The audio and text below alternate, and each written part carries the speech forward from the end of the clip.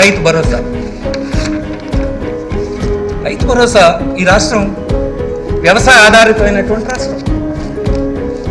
వ్యవసాయ ఆధారితమైనటువంటి రాష్ట్రంలో రైతుల పరిస్థితి ఏంటి? నేను వ్యవసాయదారుల కుటుంబం నుంచి వచ్చాను, ఒక గ్రామీణ ప్రాంతం నుంచి వచ్చాను, వ్యవసాయం చేసి వచ్చినటువంటి వాడు, కష్టం తెలిసినటువంటి.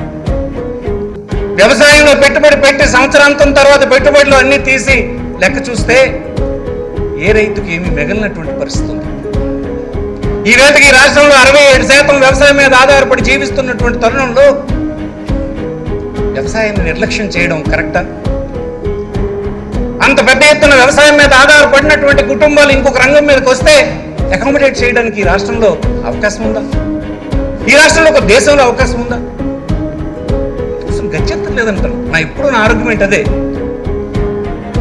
వ్యవసాయం నుంచి పెద్ద ఎత్తున ఇతర ఉపాధి అవకాశాల కోసం ఏ కుటుంబాల నుంచి నా పిల్లలు వచ్చేసిన పరిస్థితులు ఆ రాష్ట్రంలో వస్తే ఆదుకోవడానికి ఇంకొక రంగం ఈ రాష్ట్రంలో ఒక దేశంలో లేదని మనం చేస్తాం. కానీ ఇవాళ ట్రెండ్ ఉంది. ఏ వ్యవసాయదారుడు కుటుంబం తన పిల్లల్ని వ్యవసాయం చేయమని ప్రోత్సహించే స్థితిలో లేరు. ఈ కష్టాల ఊబిలోకి నా తర్వాత పిల్లల్ని కూడా ఎందుకు నెట్టాలన్నటువంటి భావనలో ఉన్నారు. ఇది గౌరవం లేనటువంటి ఒక వృత్తని, దీంట్లో సెక్యూరిటీ లేదని ఒక భావన కలిగినటువంటి పరిస్థితుల్లో వ్యవసాయం. ఇది అందరూ అంగీకరించాల్సినటువంటి విషయం. ఇలాంటి వ్యవసాయాన్ని మనం వదిలేద్దామా? వదిలేసి ఇన్నాళ్ళు మనకు పెంచి తన చెమటని రక్తాన్ని చెమటగా చిందించి మనలందరినీ పోషించినటువంటి పట్టించుకోకుండా వదిలేద్దాం. ఇదే నా ప్రభుత్వాలు చేయాల్సింది.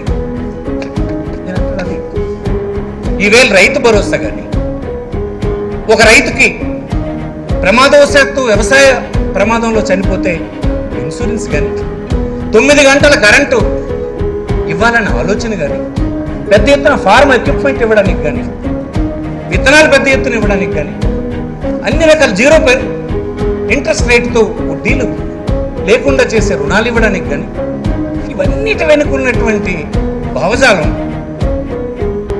ఈవేళ రైతు భరోసా కార్యక్రమాన్ని ఈ సందర్భంగా మీకు మనం చేస్తున్నాం.